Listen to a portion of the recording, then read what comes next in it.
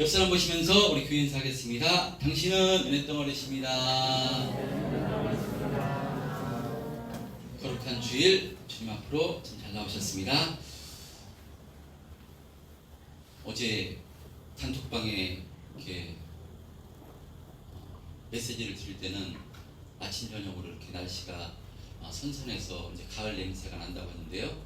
오늘 새벽에는 진짜 가을인 것 같습니다. 반팔 입고는 추워가지고 긴팔을 입어야 될 수밖에 없는 정말 이제 가을이 온 것 같은데요. 날씨가 좋은 계절 이 가을에 정말 힘있게 또 하나님을 찬양하고 힘있게 신앙생활하는 저와 여러분 되었으면 좋겠습니다. 자, 그리고 오늘도 또 귀하고 복된 예배 시간 나오셨으니까요. 마음을 집중하셔서 또 예배에 참여하심으로 은혜 받으시는 예배가 되시기를 주님의 이름으로 축복합니다. 자, 우리는 사도행전 말씀을 통해서 이렇게 은혜를 나누고 있습니다. 베드로의 설교를 2주 동안 살펴봤습니다. 이 베드로의 설교에 대한 반응이 오늘 본문에 기록되어 있는데, 본문 37절에 보면 이 설교를 들은 이들이 마음에 찔렸다고 이렇게 기록합니다. 그래서 이들이 마음의 찔림을 받아 회개하고 세례를 받게 되는데 그 수가 3,000이나 되었다는 엄청난 역사가 일어납니다. 자, 그런데 이 베드로의 설교보다 더 길고 더 자세하게 성령 충만함으로 설교했던 사도행전 7장에 보면요, 스데반 집사님의 설교가 있습니다. 그런데 이 스데반 집사님이 설교를 했을 때는요, 마음에 찔리기는 했는데 결과는 어떻게 됐는가 하면요, 사도행전 7장 54절 이하에 보면요, 어떻게 기록하는가 하면 이들이 스데반 집사님의 설교를 듣고 마음에 찔려서 어떻게 했는가 하면 이를 갈고, 57절에 보면요, 큰 소리로 소리를 지르며 귀를 막고 일제히 달려들어서 스데반 집사님을 돌로 쳐 죽이는 악한 역사가 일어났음을 보게 됩니다.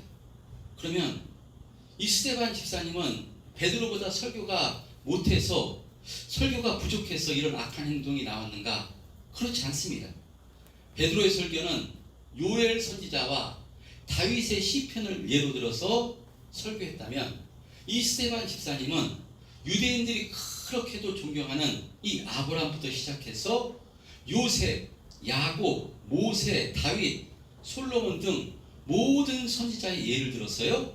이스라엘의 지난 역사를 회고하면서 그 가운데 섭리하신 하나님의 손길과 이스라엘의 거역을 말하면서, 그래서 하나님께서 메시아를 약속하셨는데 그 메시아가 바로 예수 그리스도인데 너희들이 그 예수님을 십자가에 못 박아 죽인 것이니 회개하여 메시아이신 예수님을 믿고 구원받으라는 설교입니다. 베드로의 설교와 일맥상통하는 똑같은 설교인데 어찌 보면 더 자세하게 모든 이스라엘 역사를 비유로 설교했기 때문에 베드로의 설교를 듣고 3,000명, 5,000명이 회개했다면요, 스데반 집사님의 설교를 들으면요 7,000명, 10,000명이 회개해야 되는 것입니다. 그래야 마땅한 것인데 어찌된 일인지 한 명도 회개했다는 기록이 없고요, 그 말씀을 듣고 마음에 찔리기는 찔렸는데 그냥 귀를 막고 이들이 이를 가면서 돌로 쳐 죽이는 악한 역사가 일어났습니다. 여러분, 그런 의미로 설교를 통해서 하나님의 역사, 성령의 역사, 진정한 회개와 변화가 일어나는 것은 설교에 문제도 있을 수 있지만 설교보다도 설교를 듣는 청중의 마음의 밭에 문제가 있다고 생각합니다. 여러분, 믿음은 어떻게 생기느냐? 믿음은 들음에서 나고 들음은 그리스도의 말씀이라고 성경은 기록하는데, 우리가 언제 믿음이 생기는가 하면요, 하나님의 말씀, 강단에 선포되어지는 말씀을 들을 때 우리에게 믿음이 생깁니다. 근데 강단에서 말씀이 선포되기 시작하는데 말씀에 집중하지 않고 다른 생각을 만약 하고 딴 생각을 한다면, 집중하지 않는다면 아무리 강단에서 말씀이 선포돼도요, 그 말씀이 자신을 주장할 수가 없는 것입니다. 그렇기 때문에 정말 갈급한 심령으로 하나님 말씀을 들으려고 하고 은혜를 사모하다 보면요, 사모하면 설교자의 말씀이 부족하다 할지라도요, 하나님께서 은혜를 베풀어 주시는 줄 믿습니다. 제가 개척하기 전에 순천향 병원교회에서 몇 년 동안 수요예배 설교를 했습니다. 그때 기억나시는 분이 있습니다. 당진에서 이렇게 신앙생활 하시는 분이, 집사님이 입원하셨는데 한 무슨 병인지는 기억이 아직 잘 안 나는데 한 2달 동안 이렇게 순천향 병원교회 예배에 이렇게 참석을 하셨습니다. 그래서 예배에 참석하시고요, 예배를 드리고 나면 저한테 와서 이제 안수를 꼭 해달라고 하고, 정말 목사님 은혜 받았습니다. 목사님 정말 힘이 납니다. 목사님 뒤에서 광채가 납니다. 이런 얘기도 했습니다. 광채가 납니다. 정말 태어나게 나면 돌아가서 신앙생활 예수 잘 믿고 신앙생활 잘 하겠습니다 하셨던 분이 있습니다. 근데 이런 얘기 들으면 제가 인사치레구나 다 압니다. 사실은 인사를 하시는 얘기구나. 근데 이분은 진짜 표정이 틀립니다. 진짜 이분은 은혜를 받으셨습니다. 근데 이때 제가 사실 전도사였습니다. 전도사 때 지금도 제가 설교를 하고요, 제가 설교한 거를 모니터링하면 들을 수가 없습니다. 창피해서 들을 수가 없고, 이렇게 말씀을 전했어야 되는데 정말 아쉽고 안타깝고 설교의 부족함을 느끼는데, 그때 전도사였는데 뭔 말씀을 제대로 전했겠습니까? 그냥 소리만 크게 지르고요, 예수의 피, 예수 잘 믿으라고 그 얘기밖에 한 것이 기억이 별로 없습니다. 말씀을 뭐 잘 전할 수가 없는 실력이었습니다. 그런데요, 이 집사님이 그렇게 은혜를 받으신 것은요, 그 집사님이 사모하셔서 그 말씀을 사모하시고 갈급했기 때문에 그렇게 다른 사람들보다 은혜를 많이 받으신 것이라고 생각합니다. 그런 의미로요, 여러분, 선포되어지는 이 하나님의 말씀, 우리가 한 주간 특별히 주일날 하나님께 예배를 드리는데 정말 강단에서 선포되어지는 이 말씀이 목사의 말이 아니라 하나님께서 강단에서 나에게 말씀하시는 말씀으로 사모함으로 갈급함으로 받으신다면요, 성령께서 분명히 은혜 주시고 능력 주시는 줄 믿습니다. 오늘도 사모함으로 말씀을 받으시는 저와 여러분 되었으면 좋겠습니다. 자, 그런 의미로 이제 베드로의 설교를 통해서 마음의 찔림을 받는 본문의 말씀을 통해서 은혜를 나누겠습니다. 지난 말씀 설교의 핵심 4절로 4구절로 이렇게 요약할 수 있는데요, 지난 말씀 22절 23절에 베드로가 이렇게 설교합니다. 22절, 지난 말씀 22절 23절 시작. 이스라엘 사람들아, 이 말을 들으라. 너희도 아는 바와 같이 하나님께서 나사렛 예수로 큰 권능과 기사와 표적을 너희 가운데서 베푸사 너희 앞에서 그를 증언하셨느니라. 그가 하나님께서 정하신 뜻과 미리 아신 대로 내준 바 되었거늘 너희가 법 없는 자들의 손을 빌려 못 박아 죽였으나 32절 하나님은 이 예수를 하나님이 살리신지라 우리가 다 일의 증인인지라. 36절 마지막으로 시작. 그런즉 이스라엘 온 집은 확실히 알지니 너희가 십자가에 못 박은 이 예수를 하나님이 주와 그리스도가 되게 하셨느니라 하니라. 베드로가 너희들이 십자가에 못 박아 죽인 그 나사렛 예수가 하나님이시요 하나님의 아들이시요 그리스도라고 선포한 것입니다. 너희들이 그리스도요 하나님의 아들이신 나사렛 예수를 십자가에 못 박아 죽였으나 그러나 하나님께서는 그를 다시 살리셔서 너희들의 주와 그리스도가 되게 하셨다라고 선포한 것입니다. 그러니 이 베드로의 설교를 들은 이 회중들이 얼마나 놀랐겠습니까?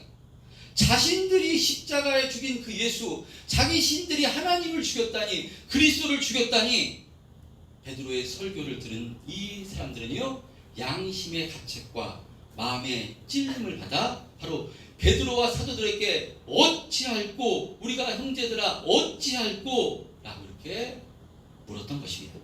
이렇게 베드로의 설교를 들은 많은 사람들이 마음에 찔린 것인데, 여기서 찔림은요, 가시에 찔렸다거나 무엇에 찔려서 아픈 정도가 아니라요, 이 헬라어에 등장하는 이 찔리다의 이 원문의 단어의 뜻은 말 발굽의 움푹 패인 상태를 가리킵니다.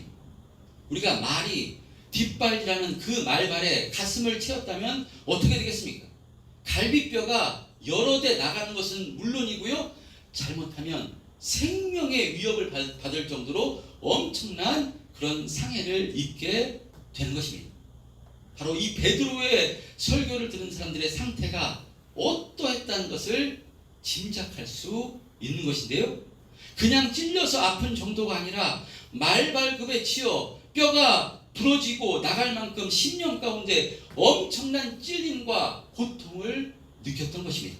그래서 사도들을 향해서, 베드로를 향해서 어찌할꼬, 우리가 어떻게 해야 됩니까? 라고 이렇게 물었던 것입니다. 그러자 베드로가 이들에게 무엇이라고 말씀하는가 하면요, 오늘 본문 38절에 시작. 베드로가 이르되 너희가 회개하여 각각 예수 그리스도의 이름으로 세례를 받고 죄 사함을 받으라. 그리하면 성령의 선물을 받으리니. 이렇게 자신들이 그리스도인 예수님을 죽였다는 생각에 엄청난 찔림과 충격을 받아서 베드로와 사도들에게 어찌할꼬, 어떻게 해야 됩니까? 물을 때 베드로는 회개하여, 너희가 회개하여 각각 예수 그리스도의 이름으로 세례를 받고 죄 사함을 받으라. 그리하면 성령의 선물을 받으리니 라고 이렇게 말씀합니다. 자, 여기서요, 그리하면 성령의 선물을 받으리니, 이 성령의 선물 앞에 제가 가지고 있는 성경에는 주석이 달려 있는데요, 3이라고 해서 여러분들 성경 보시면 달렸을 것입니다. 제가 있는 3이라고 돼서 주석이 달려 있는데, 주석에 보면 성령의 선물이 아니라 성령을 선물로 받으리니 이렇게 주석에는 말씀합니다. 그러니까 우리가 보는 개역 개정 전에 새 번역이나 이전 성경에는요, 성령을 선물로 받을 것이라고 이렇게 기록합니다. 그래서 이것을 지금 우리가 회개하고 죄 사함을 받고 그리하면 성령을 선물로 받을 것이라는 순서로 오해를 해가지고요, 오해를 하기 때문에 성령을 선물로 받을 것이가 아니라 성령의 선물을 받을 것이라고 이렇게 성경은 지금 기록하고 있습니다. 그러니까 지금 이 베드로의 설교를 듣고요, 어찌할꼬 탄식한 사람들은 이미 성령의 역사가 임한 것입니다. 성령의 역사가 임하지 않으면 마음에 찔려 어찌할꼬 우리가 하나님의 아들인 메시아이신 예수님을 죽였는데 라는 탄식과 이런 반응이 나오지가 않습니다. 성령의 역사하심이 없으면 스데반의 설교를 듣고 마음에 찔리긴 했지만 우리가 어찌할꼬 탄식하는 것이 아니라 이를 갈고 길을 막고 바로 스데반을 쳐 죽이는 악한 모습이 나오게 되는 것입니다. 그러므로 이렇게 마음에 찔려 우리가 어찌할꼬 어떻게 해야 됩니까? 라고 물었다는 것은요, 성령의 역사가 임한 것입니다. 그럴 때 성령의 역사가 임한 이들에게 무엇하라고 말씀하는가 하면요, 먼저 회개하고 예수 그리스도 이름으로 세례를 받고 죄사함을 받으라 라고 이렇게 선포합니다. 이와 같이 베드로는요, 가장 먼저 무엇하라고 얘기하는가 하면요, 회개하라고 선포합니다. 여러분, 회개가 무엇이겠습니까? 누구의 것을 도둑질하고 사기치고 윤리도덕적으로 악한 행동을 하는 것, 이것을 자백하고 죄를 뉘우치고 다시 이런 죄를 짓지 않겠다라고 하는 것, 결단하는 것, 회개일까요? 이것도 회개일 수 있습니다. 이것도 회개입니다. 그러나 이런 윤리도덕적으로 무엇을 잘못을 뉘우치고 하지 않겠다고 결단하는 것은요, 다른 종교에서 똑같이 강조하는 내용입니다. 어쩌면 유교나 불교에서 이것을 더 강조합니다. 그러므로 기독교에서 회개하는 것은요, 이 차원을 뛰어넘는 것입니다. 회개란 헬라 단어의 뜻은요, 길을 바꾸라, 가던 길에서 돌이키라 라는 의미입니다. 이것은요, 예수님을 죽이고 예수님과 다른 방향으로 가고 있는 길에서 돌이켜서 예수님께로 나아가고 예수님의 길을 걸어가겠다고 결단하는 것, 이것이 바로 회개입니다. 바로 이 회개를 하게 되면요, 예수님으로 말미암아 자연스럽게 윤리 도덕적으로도 바뀌게 되는 것입니다. 그러니까 가장 큰 죄가 무엇이겠습니까? 가장 큰 죄는 살인하고 도둑질하고 윤리 도덕적인 이 죄가 가장 큰 죄가 아니라요, 예수님을 믿지 않는 것이 가장 큰 죄입니다. 예수님을 외면하고 예수님과 반대로 가는 것, 이것이 가장 큰 죄입니다. 성령 받으면 이것을 알게 되는 것입니다. 나를 구원하기 위해서 이 땅에 하나님의 아들이신 예수님께서 고난당하시고 십자가에서 대속의 제물이 되어 죽으셨는데, 이것을 내가 알지 못했구나. 이것을 알지 못하고 내가 예수님을 십자가에 못 박아 죽였구나. 십자가에 못 박아 죽인 것이 로마 군인이 아니라 내가 예수님을 십자가에 못 박아 죽인 것이구나. 나 때문에 예수님께서 십자가에서 죽은 것이구나. 이것을 깨닫게 된 것입니다. 이것은요, 성령이 아니고서는 깨달을 수가 없습니다. 아무런 지식이, 어떤 큰 지식이 있어도요, 어떤 사람도 성령이 아니고는 이 최고의 지식을 깨달을 수가 없는 것입니다. 이것은 성령 받아야 오로지 깨달을 수가 있는 것입니다. 그래서 성령이 임하면, 성령이 역사하면 진정한 회개의 역사가 일어나서, 그럴 때 성령으로 세례를 받아 우리가 예수님과 한 몸 되어짐으로 죄 사함을 받게 되는 역사가 일어납니다. 그러니까 회개하고 세례 받음으로 죄 사함을 받는 것, 순서적으로 이렇게 된다는 그런 또 의미보다도요, 성령이 임하면 동시적으로 바로 예수님이 누구신가를 알게 돼서 회개함으로 성령 세례를 받아 죄 사함 받아 구원받는 역사가 일어나게 된 것입니다. 이것이 바로 단 한 번 받게 되는 성령 세례요 칭의입니다. 이렇게 성령이 우리 가운데 임하면요, 강력한 회개를 통해서 죄 사함 받아 구원받게 되는 역사가 일어나는 것인데, 자, 그런데요, 그러면 이렇게 강력한 회개를 통해서 회개하고 나면 그 다음은 회개하지 않아도 되는 것인가? 그렇지 않습니다. 죄 사함 받아 구원받는 회개는 단 한 번 하게 되는 것이지만, 그러나 우리가 구원받은 후에도요, 계속해서 회개해야 됩니다. 왜냐하면 성령 받아 회개함으로 죄인에서 의인 되었지만, 그러나 우리의 심령 안에서는요, 날마다 의의 법과 죄의 법이 싸웁니다. 성령 세례를 통해서 우리의 주인은 예수 그리스도요, 예수님을 따라가는 삶을 살겠다고 결단하고 그 삶을 살기를 힘쓰지만, 그러나 예수님을 주인 삼지 못하게, 예수님을 따라가지 못하게 우리의 원수 악한 마귀 귀신들이요, 바로 수단과 방법을 가리지 않고 우리를 공격하기 때문에, 유혹하고 넘어뜨리기 때문에 자꾸 예수님을 바라보고 예수님을 따라가는 것이 아니라 세상을 따라가고 세상을 바라보고 돈을 바라보고 바로 내가 주인 돼서 살아간다는 것입니다. 그래서요, 다메섹 도상에서 부활하신 예수님을 만나 성령 충만함을 받은 정말 성령의 사람 사도 바울이 뭐라고 고백하는가 하면요, 로마서 7장 23절에 보면요, 로마서 7장 23절에 사도 바울이, 성령의 사람 사도 바울이 이렇게 고백합니다. 내 지체 속에서 한 다른 법이 내 마음의 법과 싸워. 한번 합독해 보겠습니다. 시작. 내 지체 속에서 한 다른 법이 내 마음의 법과 싸워 내 지체 속에 있는 죄의 법으로 나를 사로잡는 것을 보는도다. 24절. 오호라, 나는 곤고한 사람이로다. 이 사망의 몸에서 누가 나를 건져내랴. 사도 바울이, 최고의 성령의 사람, 성령께 붙들렸던 사도 바울이요, 뭐라고 하는가면요, 성령 받아 내 마음으로는 내 법, 그러니까 내 마음의 법, 예수님을 따르는 법, 예수님을 따르기를 힘쓰지만 내 지축 속에서 죄의 법으로 나를 사로잡는 이 악한 마귀 역사가 있는 것을 깨닫습니다. 근데 자신의 힘으로는, 자신의 능력으로는 이 죄의 법으로 이끌려가는 자신을 이길 수가, 해볼 수가 없다는 것입니다. 성령의 사람이었지만 자신의 능력으로는 죄의 법으로 이끌려가는 자신을 해볼 수가 없어서 오라 나는 곤고한 사람이로다. 이 사망의 몸에서 누가 나를 건져내랴. 이 한탄을 하고 있는 것을 보게 됩니다.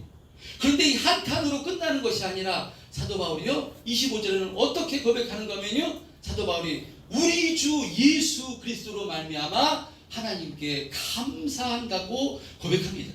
내 힘으로는 악한 마귀의 역사를 얻고 이 죄의 법으로 끌려가는 나를 해볼 수가 없지만 주님 의지할 때 주님께서 도와주셔서 이 죄의 법, 악한 마귀의 역사를 이길 수 있기 때문에 예수 그리스도로 말미암아 감사한다라고 고백하고 있는 것입니다. 여러분, 우리 힘과 능력으로는요 우리 안에서 이 있는 죄의 법을 이길 수가 없습니다.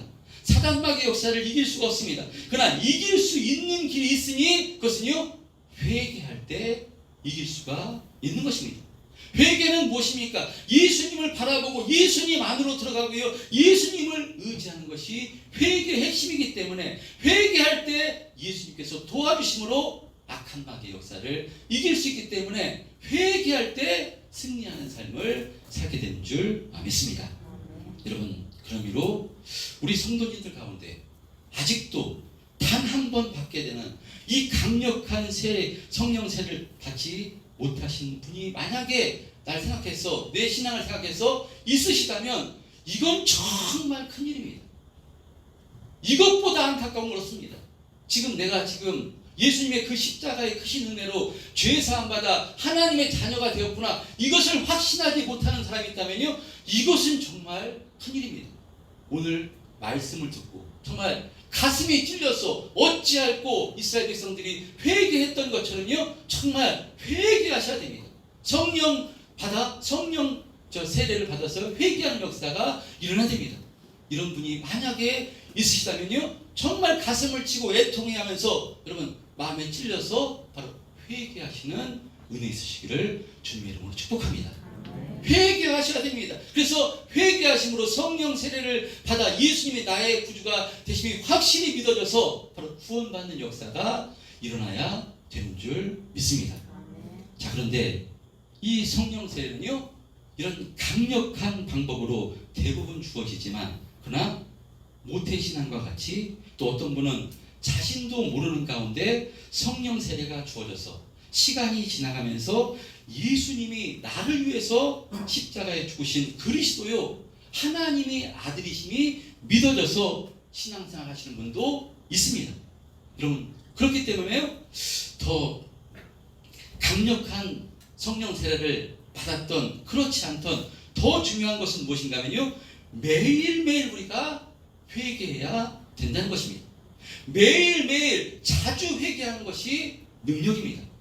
우리의 원수 마귀는요 이 성령 세례를 통해서 구원받은 이 하나님의 자녀인 우리들을 끊임없이 예수님과 끊어놓으려고, 예수님을 바라보지 못하게 하려고 우리의 죄성을 가지고 우리를 유혹하고요 또 우리의 물질과 환경과 사람을 통해서 끊임없이 예수님과 끊어놓으려고 유혹합니다. 어떤 사람이 가장 약점인가? 악한 마귀는요 너무나 잘합니다. 그래서 어떤 사람에게는요 물질을 끊어서 물질에 어려움을 줘서 시험을 줘서 주님 앞에서 떠나게 만들고요 어떤 사람에게는 물질을 아주 부어줘서 물질을 풍족하게 해서 바로 예수님에게서 하나님에게서 끊어놓으려 악한 마귀는 수단과 방법을 가리지 않고 우리를 유혹한다는 것입니다. 이스라엘 백성들이 여러분 젖과 꿀이 흐르는 가나안 땅에 들어갔습니다. 근데 하나님께서는요 젖과 꿀이 흐르는 가나안 땅에서 너희들이 나를 배신할 것이라, 나를 버릴 것이다 라고 이미 예언을 하십니다. 들어가기 전에. 왜냐? 그 땅에 들어가서 먹고 배부를 때, 아무 염려 없을 때 너희들은 나를 배신할 것이다 라고 말씀합니다. 인간의 죄성은요 아무리 물질이 풍족해도 어떤 사람은 진짜 물질이 풍족하면요 그 물질에 매여서 하나님을 떠나고 예수님을 떠나는 그런 안타까운 어리석은 모습을 보이기 때문에 여러분, 그렇기 때문에 악한 마귀 역사를 우리가 이기기가 참 참 어렵습니다. 우리 힘으로 이길 수 없습니다. 그렇기 때문에 회개할 때 여러분 회개할 때 하나님을 의지하고 주님을 떠나지 않는 그런 역사가 일어나게 되는 것입니다. 그래서 성령 세례를 통해 세워진 이 초대교회 성도들도 오늘 말씀 마지막 절에 무엇 했다고 기록하는가 하면요, 우리 마지막 절 한번 시작. 그들이 사도의 가르침을 받아 서로 교제하고 떡을 떼며 오로지 기도하기를 힘씁니다. 네, 계속 펴주세요. 여러분, 회개는 언제 회개할 수가 있는가? 회개 역사가 있는가 하면요, 강단에서 바로 선포되어지는 이 하나님의 말씀을 듣고 이 말씀에 찔려서 회개 역사가 일어납니다. 여러분, 이 예배를 통해서 회개하시는 은혜 있으시기를 주님의 이름으로 축복합니다. 그리고 언제 회개가 일어나는가 하면요, 이 초대교회 성도들 바로 이 교회가 돼서 성령 받았어요. 사도의 가르침을 받아 서로 교제하고 떡을 떼며 떡을 뗐다고 말씀합니다. 왜냐? 이제 성도가 되면요, 이 영적인 전쟁이 일어납니다. 악한 마귀가 그냥 주질 않습니다. 영적인 전쟁이 일어나기 때문에 서로 떡을 떼며 교제하며 서로 위로하고 격려하며 이 영적 싸움을 바로 이겼다고 말씀하는 것이고요. 그리고 기도하기를 힘썼다고 말씀합니다. 기도하면 무엇하겠습니까? 기도하면 회개하게 되는 줄 믿습니다. 여러분, 기도할 때 우리 자신의 신앙을 점검하고요, 기도할 때 내가 과연 바로 예수님 바라보고 예수님 잘 따라가고 있는 것인가, 내가 과연 내 주인이 예수님인가 아니면 나인가, 기도할 때 우리가 그것을 발견할 수가 있기 때문에요, 여러분, 기도하시는 저와 여러분 되시기를 주님의 이름으로 축복합니다. 기도할 때 이런 역사가 일어납니다. 예수님께서도 기도 외에 다른 것으로는 이런 유가 나갈 수 없느니라 라고 말씀하는 것이니요, 기도는 내 힘으로 할 수 없으니 주님 도와주옵소서, 주님 하나님 은혜를 베풀어 주옵소서 라는 것이 기도니까요, 기도할 때 하나님 주님만 주인 삼고 주님만 의지하고 주님만 바라보며 살아갈 수 있도록 은혜를 베풀어 주옵소서. 지난 한 주간 삶 뒤돌아볼 때 주님을 주인 삼지 못하고 여전히 내가 주인 되어 살아왔습니다. 세상을 바라봤습니다. 돈을 바라봤습니다. 불쌍히 여겨 주옵소서 라고 회개하는 제가 되게 해주셔서 주님만 주인 삼게 은혜를 베풀어 주옵소서. 기도할 때 주님께서 주님만 주인 삼을 수 있도록 은혜를 베풀어 주실 줄 믿습니다. 그런 의미로 우리 참된 평화교회 성도님들 모두 기도하심으로 날마다 회개하시기를 주님의 이름으로 축복합니다. 저 말씀을 준비하면서 성령께서 주시는 마음이 있었습니다. 참 우리가 한 주간을 바쁘게 살아갑니다. 그래서 시간을 정해놓고 기도하기가 쉽지 않습니다. 코로나 전에는 우리 교회가 금요철야를 해서요, 합심으로 이렇게 금요철에 나와서 기도하고 또 청소도 하고 그렇게 했는데, 지금은 금요 성경 공부로 바뀌고 또 그래서 마음을 같이하여 기도에 이렇게 힘쓰는 시간이 별로 없습니다. 그래서 성령께서 말씀을 준비하면서 주시는 말씀이 거룩한 주일, 한 주일을 시작하는 이 주일 새벽에 우리 성도들이 새벽을 깨우고 나서 하나님께 합심으로 회개했으면 좋겠다 라는 이렇게 마음을 주셨습니다. 특별히 중직자들 새벽을 깨우고 나와 기도하셨으면 좋겠습니다. 나 자신을 회개하기 위해서도 새벽을 깨우고 기도해야 되지만, 주일 예배 가운데 우리 성도들이 은혜를 받고 회개하는 역사가 있게 해달라고 우리 중직들이 기도해 주시기 바랍니다. 그리고 설교자를 위해서 기도해 주시기 바랍니다. 베드로가 설교할 때요, 베드로가 일어나 설교하지만 베드로 혼자 설교할 것이 아니라요, 11명의 사도들이 동시에 같이 일어나서 베드로가 대표로 설교를 한 것입니다. 안수 집사님들, 권사님들이 새벽을 깨우고 주님 앞에 나와서요, 주일 예배 가운데 성령의 역사가 있게 해달라고 설교자를 위해서도 기도해 주시고요, 한 주간 자신의 삶을 뒤돌아보고 또 회개하고 우리 성도들 회개하게 해달라고 하나님께 은혜를 구할 때 성령께서 그 음성을 들으셔서 정말 이 초대교회 가운데 베드로의 설교를 통해서 3,000명이 회개하는 역사가 일어났다고 했는데, 이것은 단 한 번 성령이 임할 때 그런 사건이지만, 이렇게 우리가 회개할 때 우리의 심령 가운데 심령이 새롭게 돼서 회개하는 역사가 일어나게 되고요. 또 우리의 헌신을 통해서 한 영혼이 주님 앞에 나오는 그런 역사를 성령께서 부어주실 줄 믿습니다. 여러분,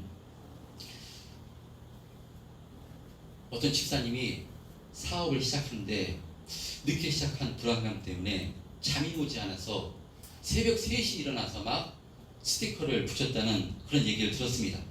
사업도 이렇게 열심히 할 때 길이 열리는 것이고, 또 우리가 이 땅에서 먹고 사는 사업도요, 이렇게 새벽처럼 일어나서 일을 하는데, 가장 중요한 영적인 사업, 내 영혼을 위한 기업, 우리에게 영원한 생명을 주시기 위해서 십자가에서 살찢고 피 흘려 죽으시기까지 우리를 사랑해 주신 그 주님을 사랑하고 주님을 따라가고 주님을 붙드는 이 일을 하는 데 있어서 우리가 어떻게 해야 되겠습니까? 저는 우리 성도님들 피곤하게 하려고 힘들게 하려고 하는 스타일이 아닙니다. 저도 성도 생활을 오래 했기 때문에요, 한 주간 세상 가운데 힘든 삶 가운데 우리 성도들 웬만하면 평안과 쉼을 주려고 하는 그런 마음이고요, 그런 스타일로 목회를 합니다. 그리고 저는 우리 성도님 참 귀하고 너무나 사랑합니다. 그러나 설교를 준비하면서 성령께서 저에게 이런 마음을 주셨습니다. 이렇게 주일 새벽을 깨우고 주님 앞에 나와 새벽 기도를 하면요, 육체는 힘이 들 것입니다. 육체는 힘이 들고 적응이 안 돼서 어려울 수 있습니다. 그러나 이 말을 목사인 제 말이 아니라 성령께서 저에게 이런 마음을 주셨으니까 성령께서 여러분에게 주시는 말씀으로 받아 정말 한 주간을 시작하는 주일 새벽을 깨우고 회개해서 한 주간의 삶을 회개하고 주일날 드려지는 예배를 통해서 회개하는 역사가 있게 해달라고 우리의 심령을 주님만 바라보고 주님만 의지하는 삶을 살게 해 주옵소서 라고 주님께 마음을 집중한다면요, 정말 성령님께서 주님께서 정말 복되고 능력 있는 삶을 살게 해주시고 정말 세상으로서 줄 수 없는 그 평안과 안식을 주리라 믿습니다. 여러분, 세상에서 열심히 살고 육체의 쉼을 얻는 것 중요합니다. 그 쉼도 참 너무나 귀합니다. 그러나 이 쉼을 뛰어넘는 쉼이 있습니다. 그것은 예수님으로 말미암아 주는 쉼입니다. 이렇게 주님을 주인 삼아서 주님이 성령 세를 받아서 예수님과 한 몸 되면 성령의 은사를 주신다고 말씀합니다. 성령의 은사, 갈라디아서 성령의 열매가 무엇입니까? 사랑과 희락과 화평과 오래 참음과 자비와 양성과 충성과 온유와 절제와 같은 성령의 열매를 우리에게 주신다고 말씀합니다.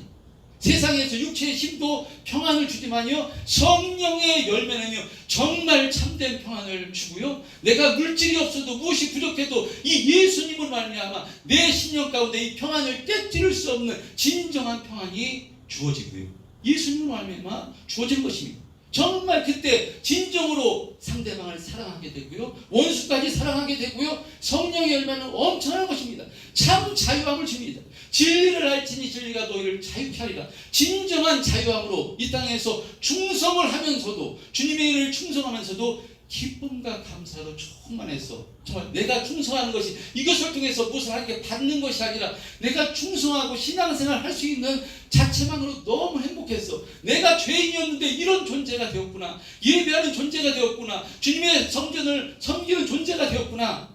이 은혜로 참 감사로 충만해서요, 내가 이 땅의 삶 흔들린다 할지라도 내 심령은 흔들리지 않고 기쁨과 감사로 힘있게 신앙생활 하게 되는 줄 믿습니다. 여러분, 회개할 때 이런 역사가 주어지는 줄 믿습니다. 우리 진전 평화교회 성도님들 모두 날마다 회개하기를 힘쓰시고 여러분, 회개함으로 정말 주님께서 기뻐하시는 신앙으로 세워지시기를 주님의 이름으로 축복합니다.